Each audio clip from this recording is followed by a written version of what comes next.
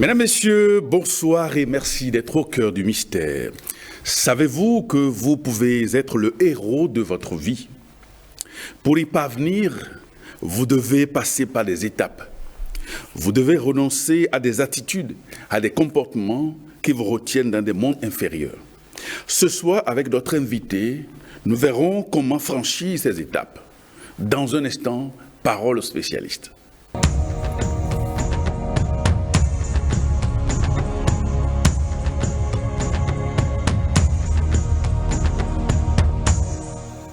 Et nous recevons ce soir Hippolyte Fatumbi. Bonsoir. Bonsoir, Prévert. Vous êtes astro-kabbaliste, vous êtes basé à Abidjan, Côte d'Ivoire. Oui. Et chaque fois que vous êtes de passage au pays, vous nous faites l'amitié de venir nous voir ici dans cette émission. Avec plaisir. Et c'est un plaisir partagé. Alors, d'entrée, je voudrais vous demander, mais qu'est-ce que c'est qu'un héros? Héros, quand nous regardons le mot héros, il y a H qui veut dire homme. Homme grand H, que ce soit une femme, un homme. Et puis Eros. Eros signifie désir. Le désir d'aimer, le désir d'avoir la convoitise. Et c'est dans la manifestation de Eros que se trouvera toute la dimension de l'être humain, qui sera soit le héros de sa vie, ou celui qui par convoitise est complètement à l'opposé de ce que devait être un héros. C'est ça. Alors, j'allais vous demander, mais quelles sont les conditions à remplir pour avoir le titre de héros? Vous savez, nous avons déjà fait une émission ici où on a parlé de la mort ou l'enfantement de l'esprit. Mais enfantement de l'esprit dans le monde divin. Parce qu'après le parcours terrestre, nous rendons l'âme à l'univers et nous sommes attendus là-bas. De la même façon, avant de venir sur Terre, et l'âme prend conscience de l'enjeu, du défi. Et la Terre est le seul endroit capable de permettre à l'être humain de retrouver sa dignité perdue, sa divinité qu'il a perdue. La Terre est le lieu d'expérimentation, de l'acquisition de la force. Avant de venir sur Terre, les combats que nous devons mener sont assez précis. Les différents défauts que nous devons surmonter sont précis. Et il s'opère bien sûr ce qu'on appelle des contrats d'âme. C'est-à-dire, dans la même période où nous allons venir sur Terre, il y aura des âmes qui sont autour de nous, qui diront, moi je m'en vais faire telle expérience. Et c'est parfois nous-mêmes, notre âme, qui demande à ceux qui sont en face de dire, ah, tu m'aideras à faire ces expériences. Par exemple, si je dis, je m'en vais aimer, qui est l'expérience la plus difficile, une âme peut se prêter à dire oui, moi je serai ton époux, je serai ton épouse. Et moi je vais sur terre pour faire des affaires. Une âme peut se dire, bon, moi je serai sur terre et je vais te faire vivre des obstacles qui vont t'amener à bien comprendre le monde des affaires. Et ceci fait en sorte que lorsque les âmes sont lancées dans le courant de la vie, au premier inspire de l'enfant, l'enfant crie comme une prise de conscience des difficultés qui l'attendent. Et avec le jeu de la vie, nous allons remarquer que tous ceux qui sont autour de nous sont en fait ceux qui devraient nous amener à prendre conscience du travail essentiel que nous devons faire. Et certains représenteront notre part de lumière, d'autres vont représenter notre part d'ombre. Ceux qui représentent la part d'ombre représentent la partie des difficultés que nous allons surmonter. Ceci va nous amener au cours de notre existence à ne pas manquer la cible.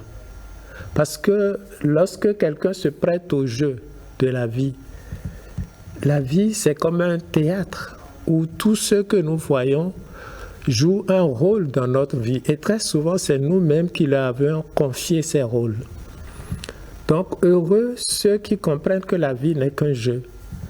Donc, dans ce jeu de la vie, il arrive souvent qu'on confonde ce qui représente à l'extérieur notre réalité. C'est-à-dire, si je dois surmonter une épreuve à travers une personne, le défaut que je dois surmonter est une réalité intérieure. Mais il faut qu'il y ait un représentant à l'extérieur qui va m'amener à surmonter ce défaut. Donc, très souvent, nous péchons parce que nous confondons la réalité, la cible. Nous prenons comme ennemi la partie extérieure qui figure en fait la dimension intérieure à surmonter. Alors, le héros, c'est celui qui prend conscience de la nature du travail qu'il veut faire et qui le fait de manière consciente. Et répondant à votre question, le héros a besoin de la force parce que pour mener les batailles de la vie, il a besoin de la force, il a besoin de la sagesse et il a besoin d'un idéal. Et cet idéal doit être l'idéal de beauté dans tout ce qu'il fait. Ceci est extrêmement important parce que la force, lorsqu'elle est brute, nous mène à la destruction. Et c'est au moyen de la sagesse que la force peut être au service de l'idéal de la beauté. Alors comment obtient-on donc cette force dont vous parlez? La force, et si vous regardez le mot force, en fait c'est un sigle.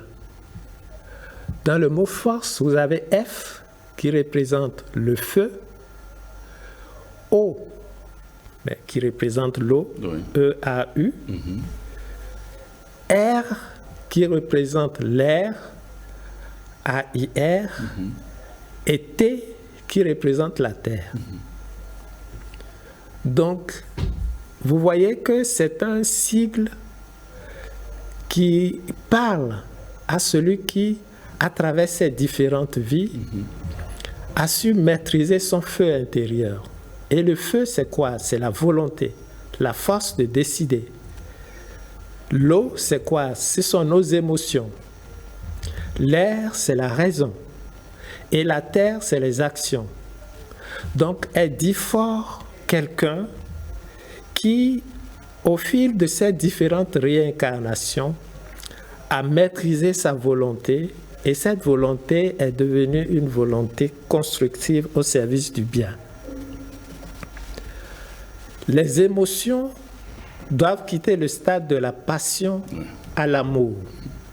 Et la raison doit être capable de structurer, de nous trouver des raisons justes qui vont nous mener de poser des actions qui vont permettre à l'individu de créer de manière convenable dans le monde divin. Donc en fait, nous sommes en train de parler des 4 éléments que, à la naissance de l'enfant, le phare, à travers le phare, on va essayer de voir quel est l'état potentiel des 4 éléments de cette âme qui vient de venir. Dans sa vie passée, qu'est-ce qu'il a fait? Comment il a utilisé son feu intérieur? Comment il a fait usage de sa volonté? Comment il a utilisé son eau intérieure? Comment il a aimé ou haï? Comment il a utilisé sa capacité intellectuelle? C'est-à-dire, à travers les opposés, comment est-ce qu'il a su trouver le point juste qui va lui permettre d'avancer? Et quelles sont les actions qu'il a posées? Et le phare peut dire, avec ce que nous avons vu, voici son état potentiel. Voilà ce qu'il doit faire. Voilà ce qu'il ne doit pas faire. voilà ce qu'il doit manger, voilà ce qu'il ne doit pas manger, de manière à l'accompagner. Non pas pour éviter les écueils de la vie, mais à arriver à avoir l'aide des forces divines qui l'ont envoyé en fait. On est soutenu dans cette venue terrestre. Les gens savent ce qui nous attend.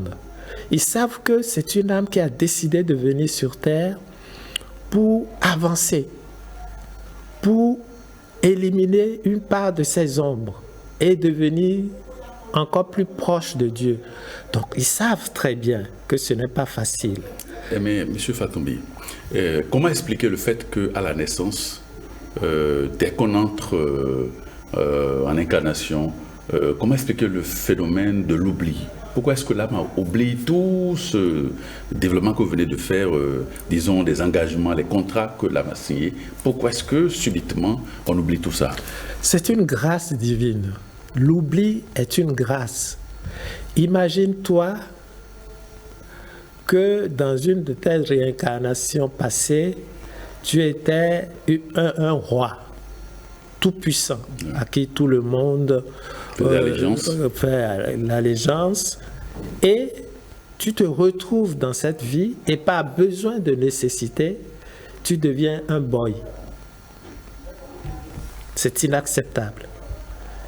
Et donc, pour voiler, pour qu'on ne se rappelle pas de qui on était, l'univers, Dieu a décidé d'appliquer ce que on a le voile de l'oubli. Mais, à force de travail, et lorsque le héros,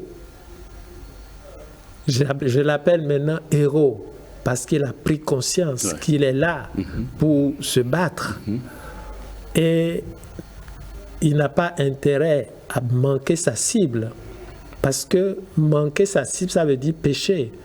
Il n'a pas intérêt à confondre l'ennemi extérieur à son ennemi intérieur, parce que chaque fois que nous terrassons l'ennemi et qu'on le tue physiquement, on a manqué la cible. Parce que la cible, ce n'est pas la personne qui est dehors, c'est ce qui est dedans. Et pour cela, l'outil majeur du héros doit être l'humilité et l'amour en toutes circonstances. Humilité et amour en toutes circonstances. Et avec cet outil, il sait que la vie terrestre n'a qu'un seul objectif: se dépouiller de la matière, retrouver sa dignité perdue. Donc il doit s'efforcer de prendre conscience que deux attitudes intérieures seront à la base de son élévation ou de son anéantissement. Est-il en quête de ses devoirs envers la nature, envers sa famille, envers ce pays, quel est son devoir? C'est le mobile de l'élévation.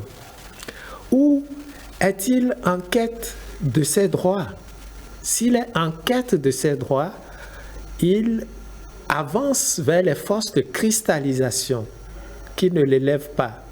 Donc le héros, pourquoi dans les films on voit c'est celui qui se bat pour un idéal de beauté élevée.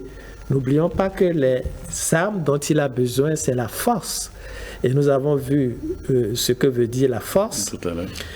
La force, vous voyez, ce n'est plus fort. Non. Feu, eau, air, terre, c'est la force. Feu, eau, air. Et puis C, c'est le cercle de l'esprit. Oui. Donc, il doit pouvoir utiliser sa volonté pour créer dans le sens du bien, ses émotions pour créer l'amour, sa raison pour structurer ce qui est juste sur le cercle de l'esprit. Et ce cercle, il le trace au fur et à mesure qu'il évolue à travers la ronde dans les signes du zodiaque. Quand vous naissez dans un signe de feu, vous savez en fait que vous êtes venu pour travailler à la maîtrise de la capacité à décider juste. Quand vous naissez dans un signe d'eau, vous savez que le but de votre incarnation, c'est d'apprendre à aimer. Et pour apprendre à aimer, nous l'avons dit ici, l'amour, c'est un état qui ne peut exister parce qu'il y avait une cause qui l'a créé. Si je ne suis pas à la base d'un sacrifice, mes enfants ne seront pas heureux. C'est parce que je me sacrifie, ce sont mes peines qui créent la joie de l'autre. Donc, ceux qui vont venir dans un signe d'eau ils vont savoir que leur vie est continuellement appelée sacrifice. Ça veut dire que les gens qu'ils vont aimer, qu'ils ne s'attendent pas à ce qu'ils les aiment. En retour.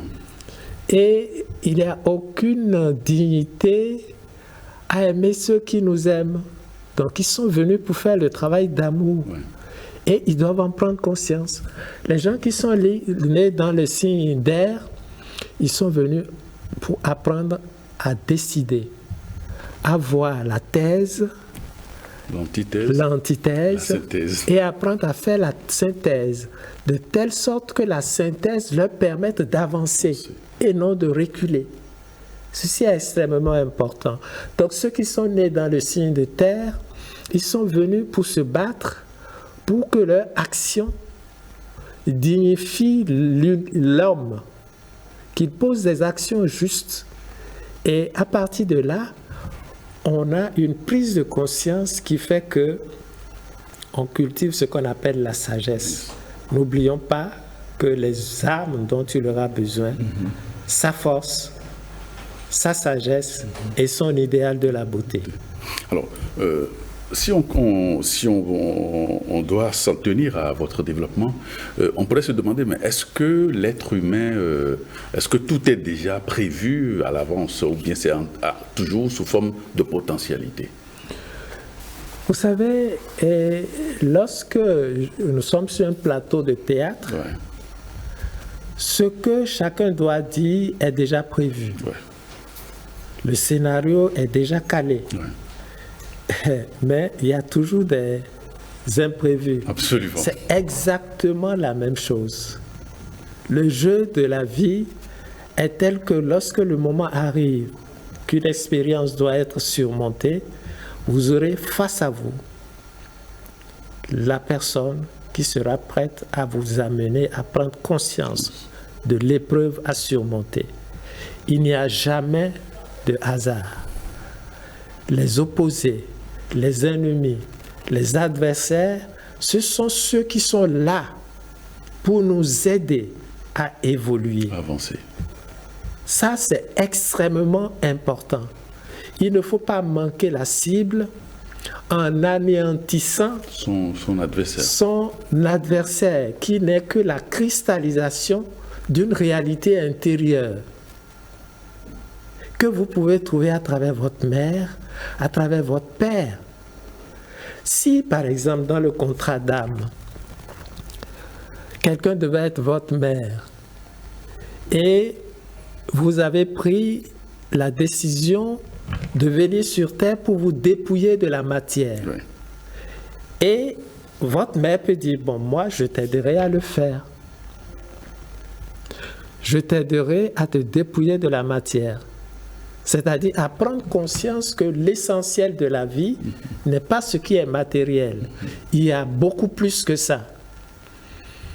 Alors, une fois sur terre, les circonstances se présenteront de telle sorte que votre mère est riche, elle a beaucoup de biens, mais tout simplement parce qu'elle aime un autre enfant plus que d'autres, peut vous déshériter, sans raison apparente. Ça, c'est une épreuve difficile. Ouais. Mais c'est vous qui l'aviez demandé, puisque vous voulez venir sur terre pour vous dépouiller de la matière. Mais voilà le dépouillement. Ça veut dire que les épreuves de la vie ont un sens beaucoup plus profond. Et lorsqu'on n'est pas bien armé, lorsque on n'est pas un héros bien armé, et bien armé peut vouloir dire avoir la connaissance et poser les bonnes questions. Parce que selon les questions que vous allez vous poser, il y aura des entités spirituelles dans le monde spirituel qui vont vous aider à résoudre votre problème. Supposons que vous convoitez un poste et votre directeur, chaque fois, nomme une autre personne. Et vous êtes là, vous avez le diplôme, toutes les qualités qu'il faut, mais votre patron ne vous met jamais à la place. Alors, il y a la question, pourquoi il ne m'aime pas? Alors, sachez qu'il y aura une force invisible à l'intérieur qui va soulever votre colère. Cette force ne peut être qu'une force luciférienne. Ah bon? Tu ne sais pas pourquoi il ne t'aime pas? Il ne t'aime pas. Et intérieurement, vous allez sentir qu'il ne m'aime pas. Qu'est-ce que je lui ai fait? Bon, tout ce que tu peux lui faire, c'est qu'il quitte là. Qu'il n'existe plus. Parce que vous n'avez pas posé la bonne question. Mais si vous posez la bonne question, qu'est-ce qui, en fait, dans ma vie, fait que je suis en face d'un patron qui ne veut pas que j'exerce ce à quoi j'aspire? Qu'est-ce qu'il y a en moi, à l'intérieur de moi, qui ne me permet pas d'exercer ce que je peux physiquement faire? Je demande de l'aide. Et c'est là le rôle de la prière.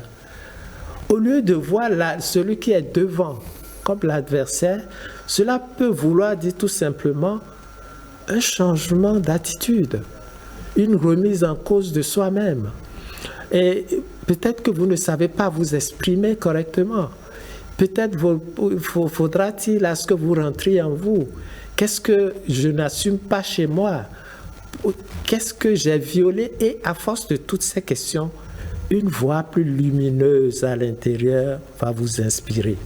Et vous aurez le soutien d'une autre catégorie de forces, appelée force angélique, force divine, qui vont vous aider, non pas à avoir le poste que vous convoitez, mais à avoir même beaucoup plus. Et votre vie va changer.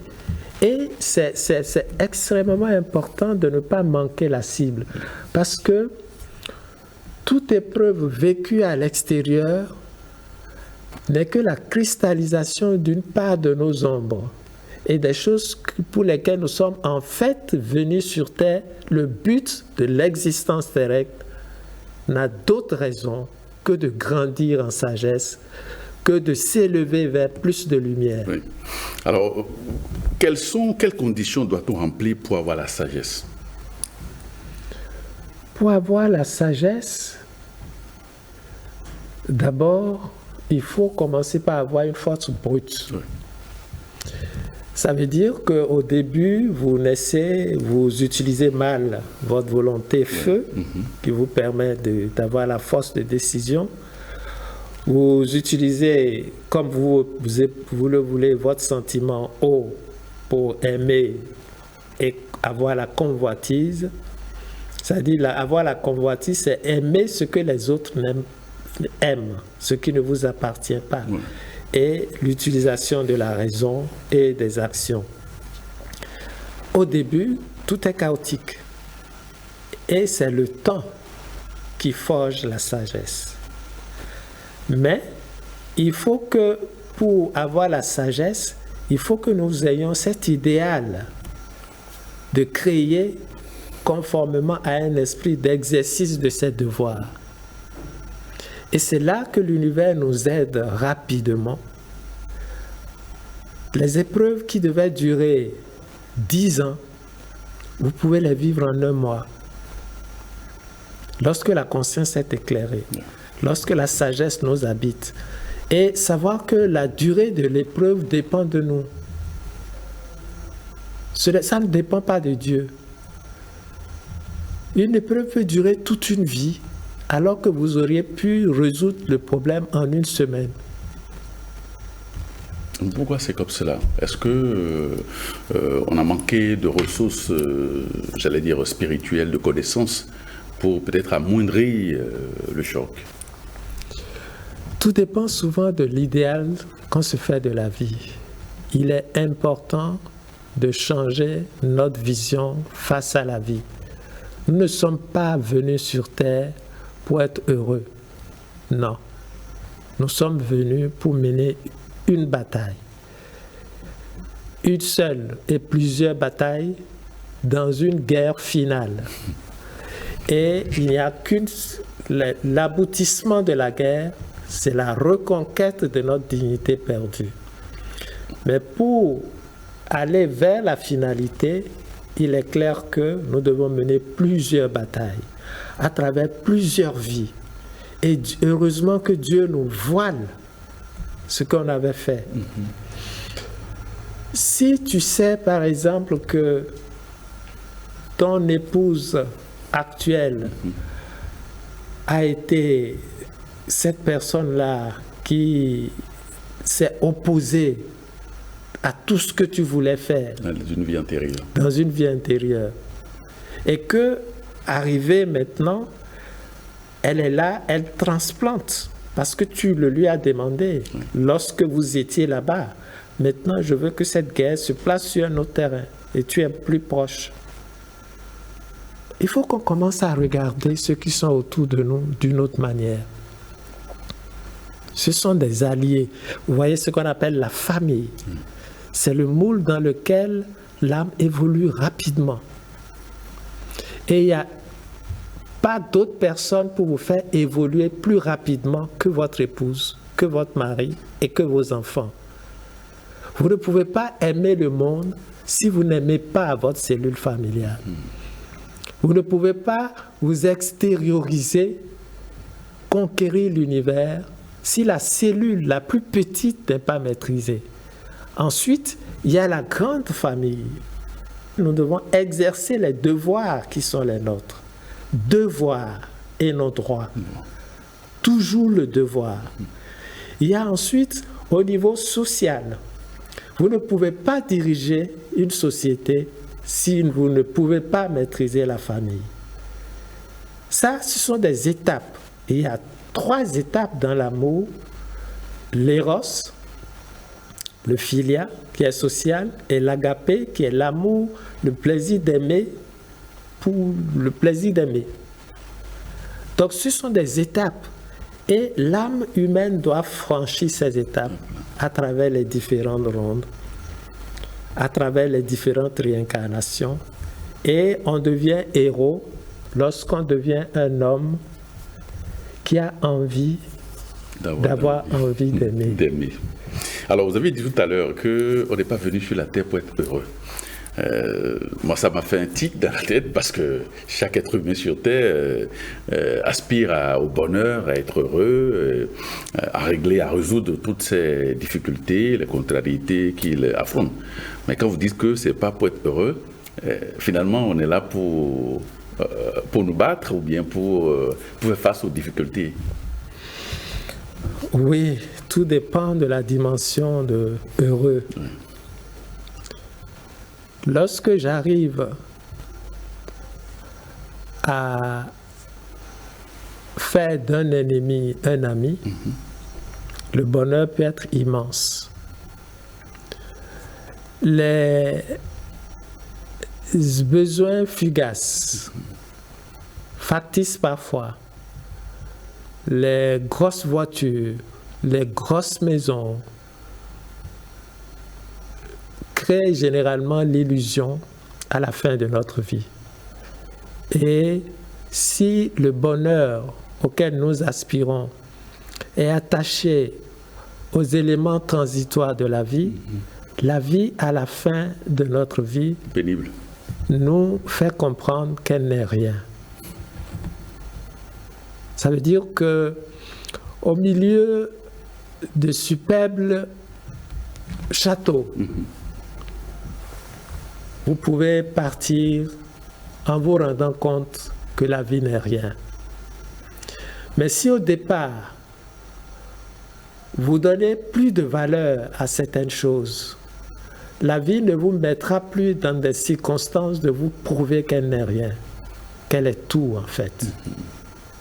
Donc il faut savoir, à travers les petites choses de la vie, retrouver ce bonheur, à travers les petites contradictions. Donc ce n'est pas parce que on a surmonté, écrasé un adversaire, qu'on est arrivé à avoir tout ce qu'on veut, qu'on est heureux. Parfois, ce qu'on considère comme échec est un baume pour l'âme. D'accord. Alors, vous avez utilisé tout à l'heure un concept, l'idéal de beauté. Qu'entend-on par idéal de beauté, Hippolyte Fatongué? L'idéal de beauté, commençons par la parole. Oui. L'idéal de beauté, c'est déjà savoir parler pour ne pas te mettre hors de toi. Donc si j'utilise le moyen du verbe pour parler de manière juste, je suis dans le sens de l'exercice de cet idéal de beauté. Oui. Idéal de beauté dans tout ce que je fais. La quête en fait de la perfection, mais pas une perfection illusoire. La beauté dans tout ce que je fais.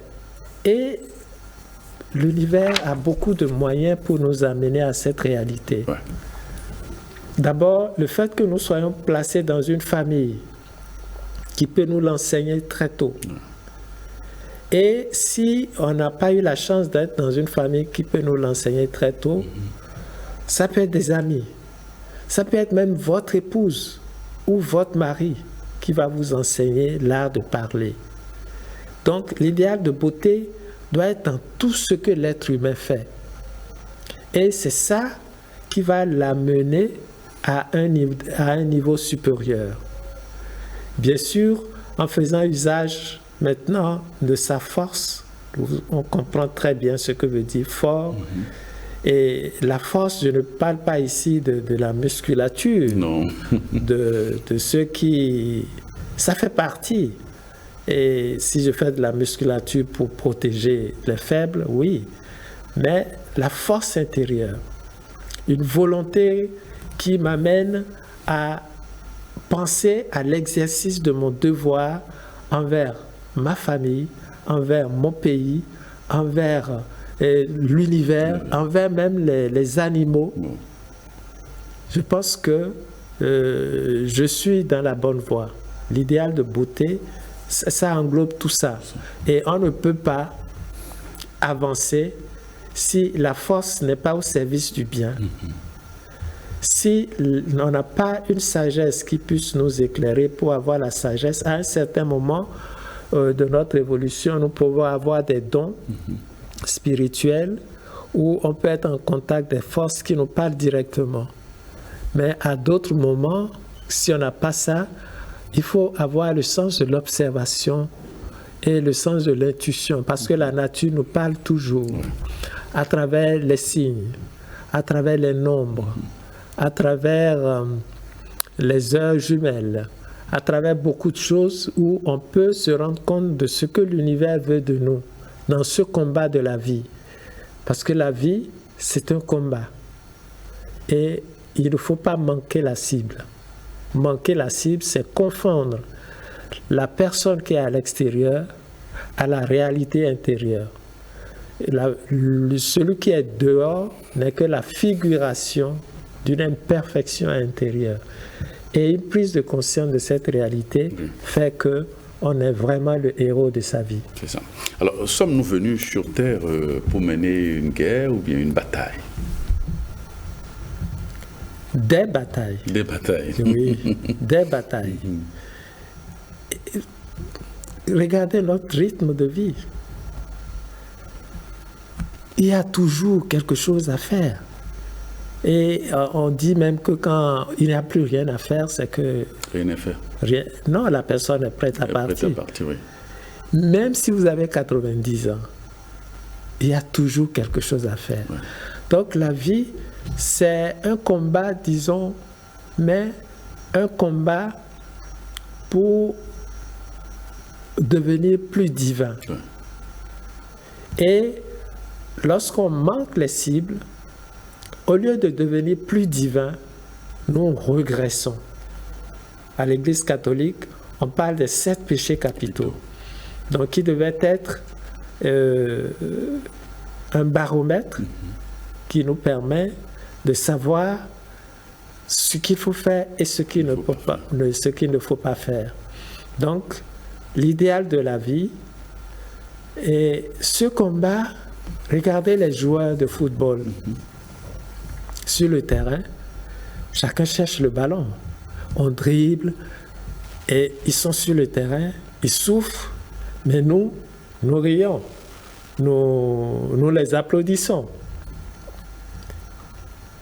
Il faut que nous ayons cette joie intérieure de considérer que la vie n'est qu'un jeu. Si nous avons cette force intérieure qui nous permet de dire que la vie n'est qu'un jeu, on a tout gagné.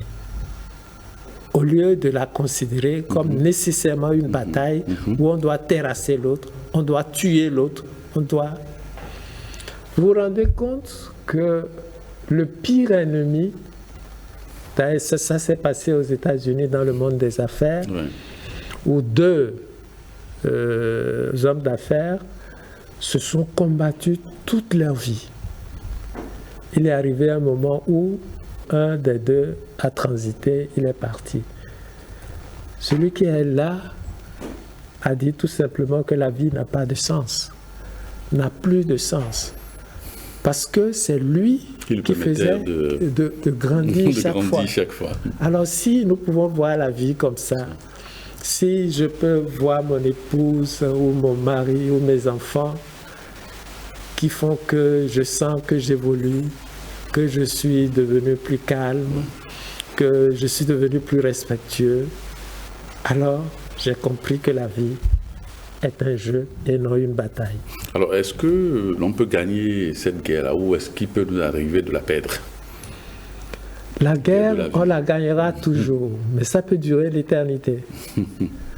Parce que la finalité de la vie sur Terre, et heureusement, je pense que cette belle planète bleue, c'est la planète qui fabrique des dieux. C'est une belle planète, mais elle permet de fabriquer des dieux. Et nous venons justement ici pour être ces dieux en devenir qui allons aider celui que nous appelons le Père éternel de l'univers à structurer son monde. Parce que toi, tu es appelé à devenir Christ. Le Christ l'a dit. Ce que je fais, vous le ferez mieux que moi. C'est ça. Donc il a tracé une voie que nous allons tous emprunter. Et lorsque nous allons atteindre son niveau, nous allons pouvoir, comme lui, il l'a fait au niveau de notre système solaire. Donc toi qui es là, la partie de l'univers que tu dois diriger est déjà créée. Oui. Et tout ce que tu fais sur Terre est répercuté là-haut. Donc tu es un Dieu en devenir. Comme moi aussi, comme le spectateur, la spectatrice qui nous regarde en ce moment, vous êtes des dieux en devenir. Alors, que faut-il faire pour diminuer le temps qu'il faudra pour gagner cette bataille, cette guerre? Brevet, tu parles là de l'immense possibilité de l'amour. Imagine-toi quand tu t'enfermes avec quelqu'un que tu n'aimes pas pendant 5 minutes. Tu verras ça comme une éternité. Absolument. Mais tu peux passer 24 heures avec l'élu de ton cœur sans voir le temps passer. La force de l'amour, c'est de nous permettre de transcender le temps. L'amour, les gens pensent que l'amour est la finalité. Mais non, l'amour est le début. C'est le passeport qui nous permet d'entrer dans le monde divin. C'est la porte qu'on appelle en Kabbale la Choshma. Ouais. Lorsqu'on acquiert l'amour, lorsqu'on devient Christ, on a maintenant le passeport pour participer à la vie inconditionnelle. Donc, pour rétrécir le temps, il faut aimer. Donc, il faut créer le maximum d'amour possible. Et pour créer le maximum de sentiments d'amour possible, comme le dit Spinoza, l'amour, c'est un état d'être créé par une cause extérieure. C'est Spinoza qui le dit. Oui.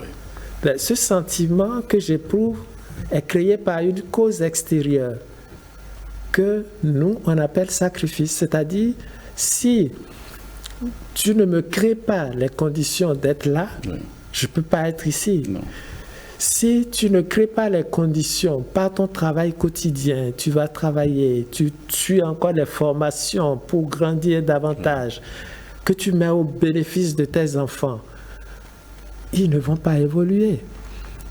C'est ça. Le côté de la vie qui crée l'amour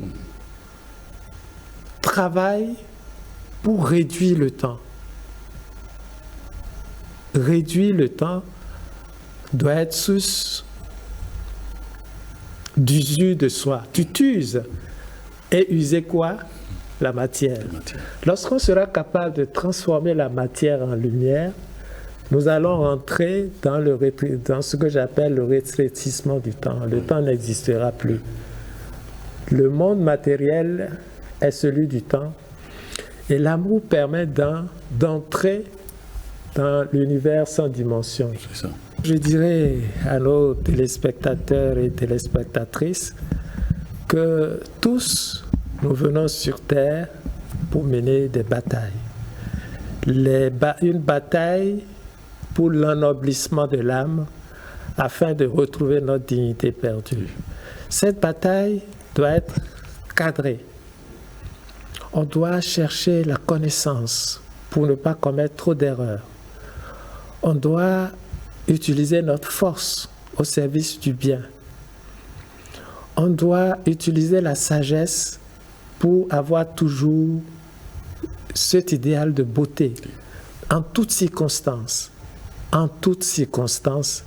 l'humilité nous permet de briser beaucoup de portes fermées. Et l'amour en toutes circonstances, ça veut dire que être la source de celui qui produit ce sentiment de bonheur que l'on donne aux autres. Et lorsqu'on le donne aux autres, l'univers nous le rend sous forme de ce qu'on appelle l'Esprit Saint. Merci Hippolyte Fatumbi pour les éclairages, les précisions sur cette thématique. Vous pouvez être le héros de votre vie. Merci infiniment. Je rappelle que vous êtes astro-kabbaliste basé à Abidjan, Côte d'Ivoire et que vous êtes de passage au Bénin. Merci infiniment, merci à vous. Merci. Avant de nous séparer, permettez que nous ayons une lumineuse pensée pour Marcel Messéon, qui est passé plusieurs fois dans cette émission et qui est entré en transition. Toutes nos pensées pour sa famille. Et que, amen, amen, amen, et que le monde, que le Très-Haut l'accueille dans son divin règne. Merci, amis téléspectateurs, merci de nous avoir suivis et à très bientôt.